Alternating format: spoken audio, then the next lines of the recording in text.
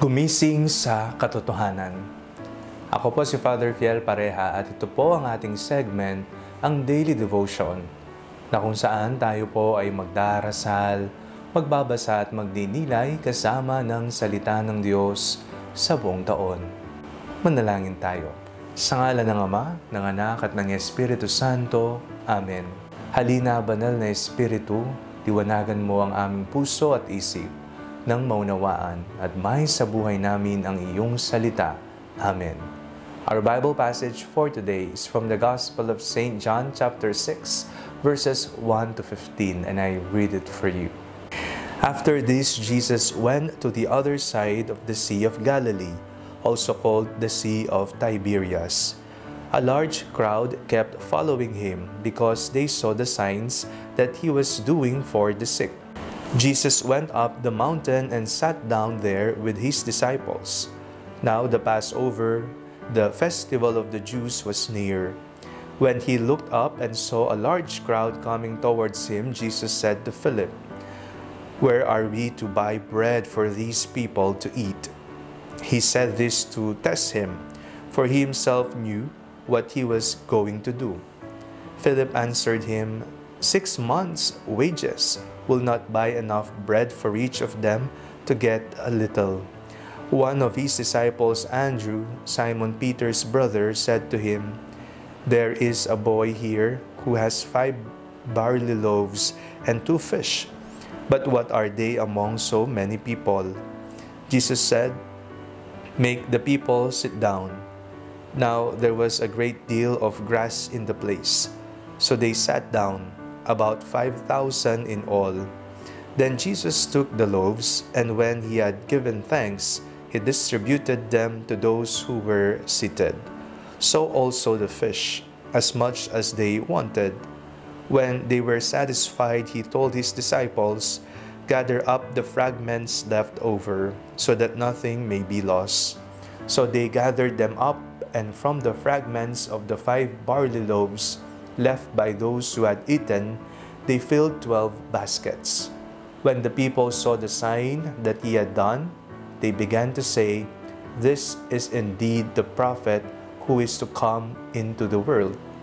When Jesus realized that they were about to come and take him by force to make him king, he withdrew again to the mountain by himself.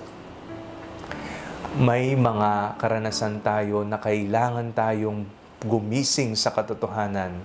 May mga delusyon na iniisip natin na ito ang mangyayari pero wala naman tayong ginagawa. May mga pagkakataon din na tayo ay natatakot na pero wala pa man ang problema. May mga bagay na gusto nating marating pero hindi ka pa man nagsisimula ay sumusuko ka na. Kailangan nating gumising sa katotohanan.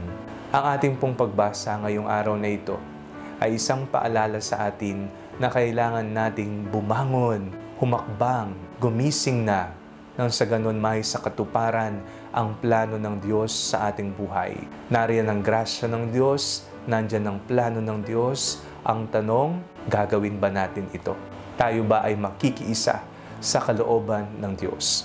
Sa ating pong pagbasa, napakinggan natin kung papaanong pinakain ng Panginoong Jesucristo ang libo-libong tao sa pamamagitan lamang ng kakapiranggot na piraso ng tinapay at isda. Nagpasalamat si Jesus, pinaghati ang tinapay at ibinigay sa mga tao. At nabusog ang lahat ng naroroon at may tira pa nga. At nang makita ng mga tao ang himalang ginawa ni Jesus, ang kanilang sinabi, "This is indeed the prophet who is to come into the world." Ito nga ang propeta na darating sa mundo. Pagkatapos noon, ano po ang nais nilang gawin? Kunin si Jesus, puwersahan at gagawin nilang hari. Ang Mesiya na nasa kanilang kaisipan ay isang politikong Mesiya. May otoridad, isang hari na kung saan siyang mamamahala sa mundo. Ngunit hindi yon ang misyon ng ating Panginoong Jesucristo. Ang Mesiyas ay hindi magiging hari na kung saan makikipagdigmaan, makikipag-away o sasagupa at mananakop ng teritoryo. Kung hindi ang Panginoong Jesucristo, ang Mesiyas, ang manunubos ng mundo.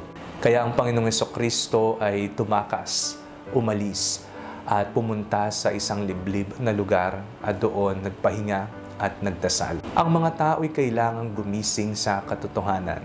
Tayo ay kailangang gumising sa katotohanan.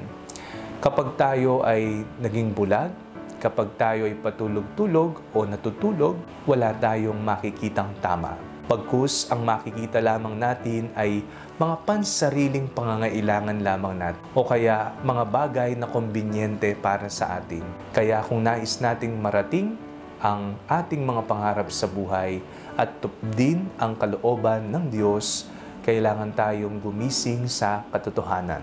Si Jesus ang magliligtas sa atin. Siya ang tagatubos, siya ang nagmamahal, siya ang awa ng Diyos. Manalangin tayo. Panginoong Jesucristo, balutin mo po kami ng katotohanan upang ang aming paglalakbay dito sa mundo ay manatiling nakakapit sa iyong awa, sa iyong pagmamahal, sa katotohanan, at kami po nawa ay gumising nang sa gano'y matupdan na namin ang iyong banal na kalooban. Amen. Sa ngalan ng Ama, ng Anak, at ng Espiritu Santo. Amen. Huwag po ninyong kalimutang i-like ang video ito. Mag-comment po kayo and share it with your family and friends. Ang Panalangin Bago Matulog ay may sariling Facebook page na po. Huwag niyo pong kakalimutang mag-like at mag-follow dito, and do not forget to subscribe to our YouTube channel. I-click niyo lamang po ang link na nasa description ng video ito, o kaya naman po just search Father Fiel Pareha. God bless you po.